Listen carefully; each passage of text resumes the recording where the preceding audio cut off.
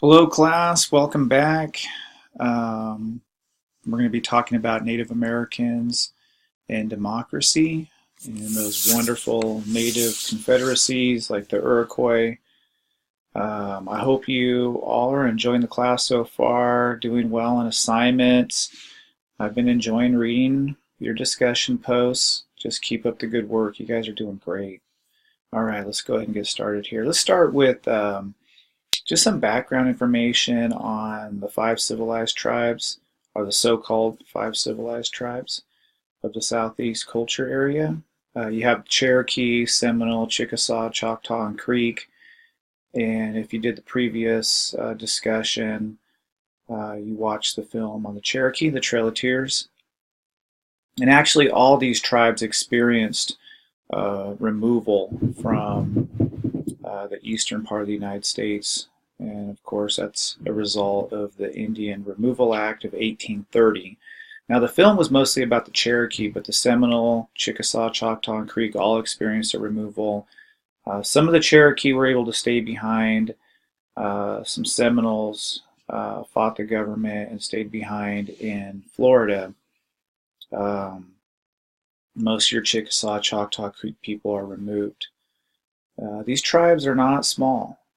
These are some of the larger tribes in North America. If you were to look at tribes on the East Coast and compare them to tribes on the West Coast, you would find that your eastern tribes are far more numerous.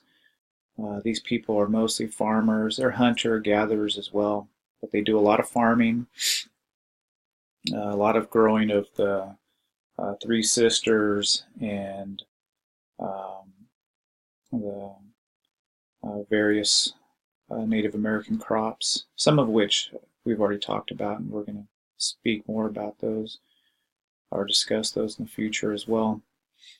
Um, I know you learned about the Cherokee, but your Seminole are really interesting. You may have heard of the Florida State Seminoles. The school is named after the tribe. They have a very, very interesting history.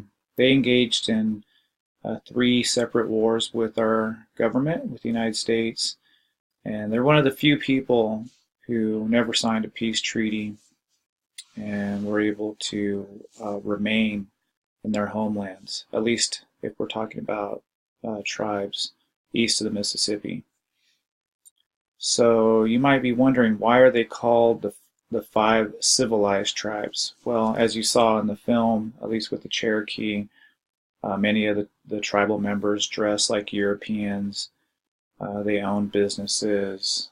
They assimilated quite a bit. And some of these people did, in fact, assimilate, and they become literate. They learn English. Some of these people go off to college and learn Western ways. Um, I would argue that they're not any more civilized than any other group, but yeah, they definitely assimilated more than others. The Cherokee, they, like some of these other tribes here as well, were slaveholders. I guess what I want you to remember is that very few Native Americans on the East Coast owned and purchased slaves, but in fact some did. It wasn't widely practiced by Native Americans, however. So keep that in mind. A lot of students are shocked to hear about slavery in some Native American communities, but it's certainly not ubiquitous to Native American cultures. So, and I'm assuming some of you in the class are members of one of these tribes, or at least have a descendant in your family tree who was Cherokee, Seminole, Chickasaw, Choctaw, or Creek. All right, well, let's move on here to a map. Just want to give you an idea where these tribes are located. And of course, these are original territories. They're eventually moved, many of them are moved to Oklahoma, which is referred to in the 1800s as Indian country. We call it Oklahoma today, but back in the old days, they called it Indian country, and that's where they wanted to send the tribes who are living east of the Mississippi. And of course, all these tribes resist. They don't want to go. Why would anybody want to pick up and go? They're forced to go. And so it's, I think, a shameful aspect of um, American Indian history with the United States. Sorry about that. It's my phone. Put it on silent. Back to this map here. You can see, again, the tribes that we're speaking of are found mostly in the southeast area. Cherokee, again, one of the largest communities and one of the most well-known. But there were several Native American tribes living in the southeast. Again, looking at this map, there's just no way to put all the tribes on the map. There's just no way we could do it. Nevertheless, that's what we're looking at here, and it just gives you an idea of the different culture areas and where some of the tribes are located. So I guess Oklahoma would be right around this area, and tribes are sent from their territories as far away as your northeast to Oklahoma just to get rid of them, just to make way for the European or American takeover of North America. So the northeastern culture area, again, it's an anthropological term, it's not a Native American term, consists of the regions of the eastern United States and Canada. Just remember that includes Canadian territory as well. On the East Coast, at least if you're talking about the Northeast, most of these tribes lived in longhouses or wigwams. And there's two major groups in the eastern part of the United States, or I should say northeastern, and that would be your Iroquois-speaking people and your Algonquin-speaking people. These folks, at least in traditional times, didn't always get along, and so there was some fighting between the two different groups, but I mean, I guess that would be the case with anybody who's living off the land who wants access to the best resources. There's bound to be some conflict, and so there's some conflict between your Iroquois and Algonquin people, but in terms of extended warfare, very little of that in Native North America. Very little extended warfare. You had skirmishes, you had brief conflicts, but never anything that lasted for very long. And of course, they didn't have access to steel or gunpowder. The weapons they use are pretty primitive. I'm not saying they're not deadly, but even in times of war, you don't see a lot of casualties. Here's an example of some small longhouses. Again, these longhouses in the old days could be up to a football field long, which is absolutely incredible. And you can see the wigwams as well. And there's a dugout canoe there. So anyway, just an example of what a small village or town would look like.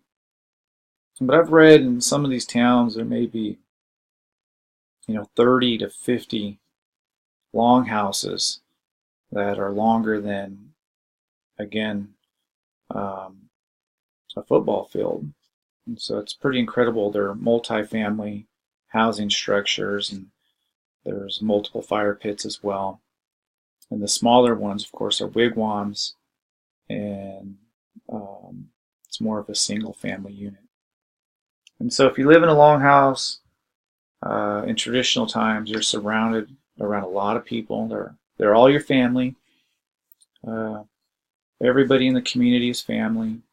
Everybody's related. You always marry somebody outside of your community. And so tribes would get together and have ceremonies, social gatherings, social ceremonies to allow young people to get to know each other from other communities, and they would dance and sing and eat and feast, and that's how people would get to know somebody. Um, these tribes here, especially your Six Nations Iroquois, are matriarchal and matrilocal, and so the women have a lot of say. You're going to read about that in the article. Women have a lot of power. They're matrilocal, so if you get married, the man will go and live with the mother's family or the wife's family. And this is good because if the man is living with the wife's family, he'll probably treat her a little better,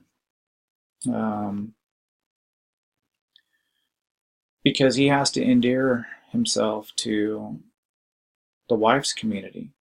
Those are all her brothers and sisters and aunties and uncles. And they're not going to let an outsider, somebody new to the community, come and abuse or be mean or abusive to their kinswoman. And so matrilocal societies are pretty cool in that way, that it keeps domestic violence and any type of abuse from flourishing. And I like that about these societies, that women have a lot of say. And of course our democratic system is built, at least in part, from what Europeans learned from your Six Nations Iroquois. But they didn't take that part of it, the equality for women. They decided that that wasn't something they wanted to include in the American system of democracy. So women have to struggle for suffrage here in the United States for a long time, but these women here in this community are voting in the leaders, they're impeaching leaders, they have a lot of say. Here's a wigwam here. Made mostly out of tree bark. You have your birch bark, which is harvested. And these homes, these wigwams are really nice because they're, dome structure, conical shaped, and they can withstand just about any kind of weather, wind, snow, rain, and they're pretty warm on the inside as well. All right, moving on to the article. It's by Donald Grind and Bruce Johnson. Again, Perceptions of America's Native Democracies, the Societies Colonial Americans Observed. And so the colonists saw the confederacies of the Creeks, your Cherokees, Choctaws, Iroquois, your Hurons, as being somewhat similar because they were confederacies. They were different communities that were linked together, that had a common bond, a political bond, but a cultural bond, a social bond, all in one. And I think it was intriguing to the colonists because of their struggles with the British. The British system is a monarchy, so you have to swear loyalty to a king, somebody who doesn't live among the people, doesn't really know the people. And Native American systems are really, really democratic. No person can tell or compel another person to do something without their consent. No taxation. No occupying quarters. Freedom of religion. Native American communities are incredibly egalitarian. They're not utopian societies. By all means, they're not. These are not perfect people. But they're human beings, and so as human beings, we're all flawed. But yet they have this system of democracy that is very attractive to our founding fathers, simply because they're able to put aside differences and share this bond that brings them together. Of course, your colonist perceptions are incomplete. They don't know everything about these people, but they are incredibly influential on our system. I'm not going to argue that Americans, our founding fathers, stole democracy from the Indians. The word democracy doesn't come from Native Americans. It comes from the Greeks. But I will argue that Native Americans definitely influenced, and this influence is profound. I don't think democracy would develop here in the way that it did without Native Americans. It's not like Europeans just simply dreamed up democracy. They saw people who were free.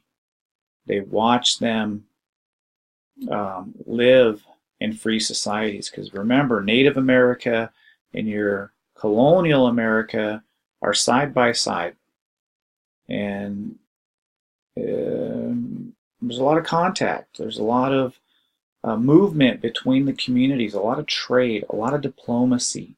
And so Europeans are learning Native American political structures. They're learning about how Indians do diplomacy, and of course vice versa. So what are the influences here? The views and visions of America, just the idea of liberty and freedom and justice. You know, we the people. It's about the people, not about just one person or the most powerful person. Trade, diplomacy in North America. Ideas of liberty and freedom, again.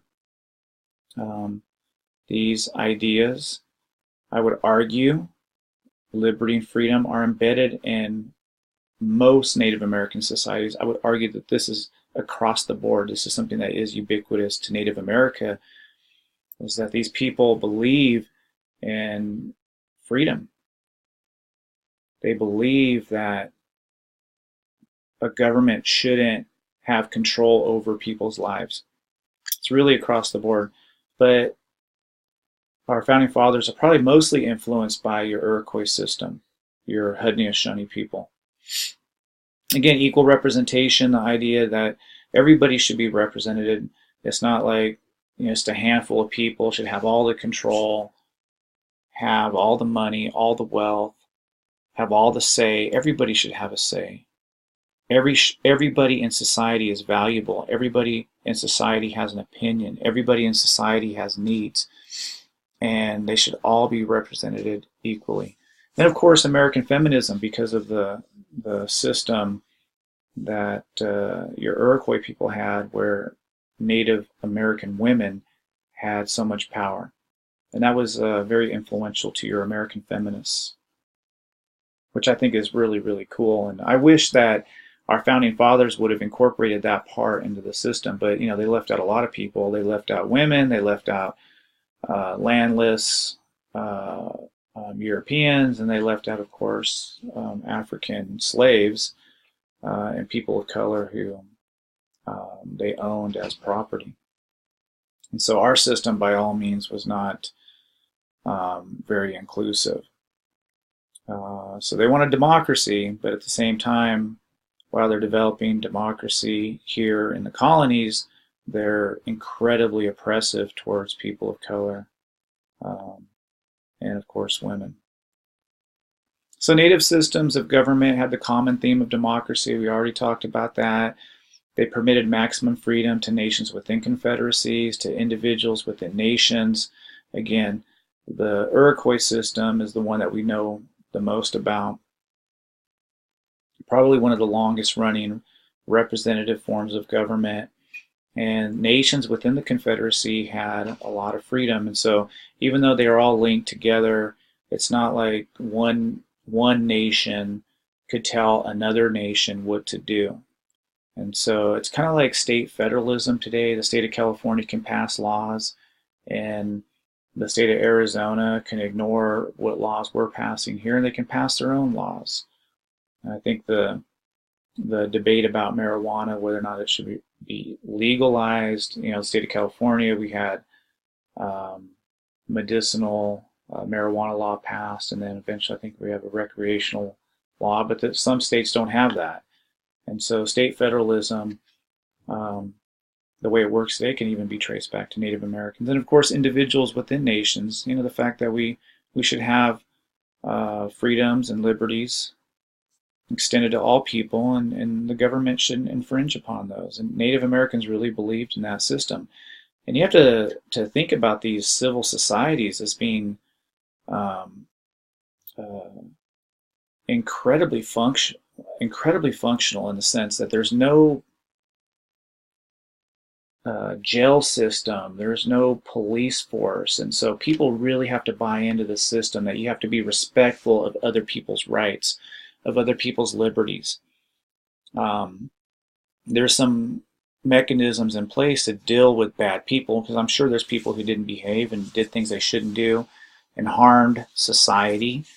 But for the most part, people bought into the system, probably because it worked for everybody. I know things are different today, and so we'd never be able to go back and have a real, true democracy in the Iroquois sense, partly because of the way capitalism works, and the money system tends to put a damper on capitalism. So anyway, let's move on here. Yeah, the Haudenosaunee system was the best known to the colonists. Now remember this, and you guys can make a note of this right now. The French, when they arrive here, they call the Confederacy the Iroquois. There's no Iroquois tribe. The Iroquois is a confederacy of originally 5 tribes. Again, that's what the French call them. They call them the Iroquois. And there's debate about what that means exactly. I want to get into that right now. But the Iroquois is not a tribe. It's a confederacy of tribes. Okay, how many? 5 original, and eventually there's a 6th nation that's added. The confederacy is called Haudenosaunee, or People of the Longhouse, by the 6 nations. And so they call themselves Haudenosaunee. Let's say that together. Haudenosaunee, People of the Longhouse. That's the name that the peacemaker, one of their prophets, gave them. And so these tribes at one time did not get along. They all warred against one another. They put aside differences and they come together as a confederacy, as a nation of tribes. And they call themselves People of the Longhouse, or Haudenosaunee. I like these quotes from the article. When life and liberty come into competition, indeed our Indians have outdone the Romans. The 5 nations have such absolute notions of liberty that they allow no kind of superiority of one over the other and banish all servitude from their territories. That's pretty amazing. So, yeah, these people create a beautiful and amazing system, and I just really look forward to reading your responses to the article. This stuff really excites me, because I think if you have to think about what makes America such a great country, and I know we have our problems here, we do, but it is a great country. And I think what makes us great is the fact that we're a democracy. And where does democracy, at least in part, come from? It comes from Native Americans who influenced our founding fathers. That's pretty amazing. That is a beautiful, beautiful, beautiful piece of history that has been hidden from us. And I hope that you take this information, you share it with others. I remember taking political science, and I never heard anything about the Haudenosaunee people. So, background of the League of Peace. The oral history of the Iroquois indicates the foundings of the society, or excuse me, of the Confederacy, somewhere between 1000 to 1440 AD. But I've also read and heard that it may be even older than that. It was certainly in place before Europeans arrived here. The Confederacy is made up of your Mohawks, Oneidas, Onondagas, Cayugas, Senecas. Those are the original 5 nations, and the Tuscaroras are the 6th nation that is allowed to join the Confederacy. So we'll say it together. You can say it with me: Mohawks, Oneidas, Onondagas, Cayugas, Senecas. Tuscaroras would be the 6th nation. And so originally it's 5 nations, eventually they become 6. Like I said, the Iroquois refer to themselves as Haudenosaunee, which means people of the Longhouse, or more accurately, they are building a longhouse. And according to the tradition, the great peacemaker introduced the name at the time of the formation of the league. It implies that the nations of the league should live together as families in the same longhouse. And so, boy, you have to learn to be democratic because you're living in a big house with a lot of people, and you have to learn to get along with everybody. You have to learn to share. You have to be resourceful. And you also have to put your own personal needs and desires maybe on the back burner for the good of the people. At least that's what good leaders do that. Maybe not our leaders today, but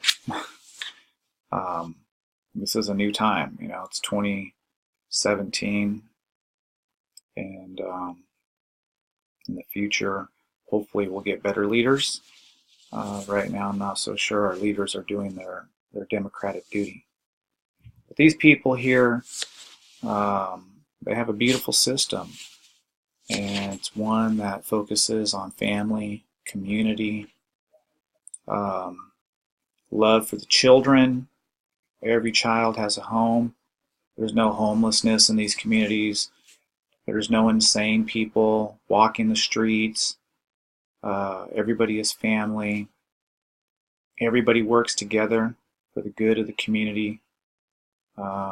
Think about 7 generations ahead. You're not concerned simply with your needs. You think about your needs, but you also think about the welfare and the needs of the coming generations, because you can't just think about yourself. If you do, you might use up all the resources, and you need to leave something for future generations. So, again, a real beautiful system. Here's a map, and you can see where the tribes are located in 1650. Again, you have their Mohawk, Oneida, Onondaga, Cayuga, and Seneca. 1650. This is 1720. You can see the Tuscaroras. Now, people ask, why are the Tuscaroras moving into this country here? Well, they're being pushed off the land by the British. Many of the Tuscarora people are being captured and sold off as slaves, and they take refuge in this really amazing confederacy because they're so powerful, they're so strong, they don't get messed with by other tribes, or even our early colonists are fearful of them because their numbers are pretty good, pretty solid numbers, and in addition to having a large population, they're all very united in defending their homelands, and they could put a lot of warriors on the battlefield if needed. So some background information on the Iroquois, some of the symbols. The longhouse is a symbol, and each tribe has a responsibility. Like your Mohawks, they guard the eastern door. The Seneca guard the western door. The Onondagas are guarding the ceremonial fire in the middle. And so the longhouse is a metaphor for how their system works. Iroquois power rested in the consent of the governed and was not coercive in areas of military service, taxation, police power. Again, it wasn't a coercive type of political system. People did not rule through fear, intimidation. Fear-mongering just was not about these people. They were not going to tell people what to do. They were going to convince people through their intellectualism, through speech giving, through talking, through consensus building to make a particular decision. And so that, to me, is really cool. And then you have the great white pine, which is a metaphor for peace, and it has its branches that shelter the people of the 5 nations, its roots spread in the 4 directions, inviting other people, regardless of race or nationality, to take refuge under the tree. And I really like this great white pine metaphor. I think it's beautiful. You know, Oren Lyon said, you know, people they come out and they want to see the tree of peace. They come out to Onondaga country, and he says it's a spiritual tree. You'll see that in one of the videos you watch. But yeah, I really like this idea of peace through consensus building, thinking about the coming generations, and not just thinking about yourself and thinking about what you want. It's a very selfless system, which is probably hard because you have to put aside personal desires and wants and all that for the good of the people. And I'm sure for some that may have been difficult.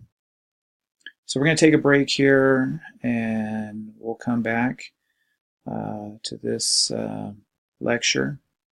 Hope you guys are enjoying it, and again, I look forward to reading your discussion posts. So keep up the good work, and we'll get back to this here in a bit.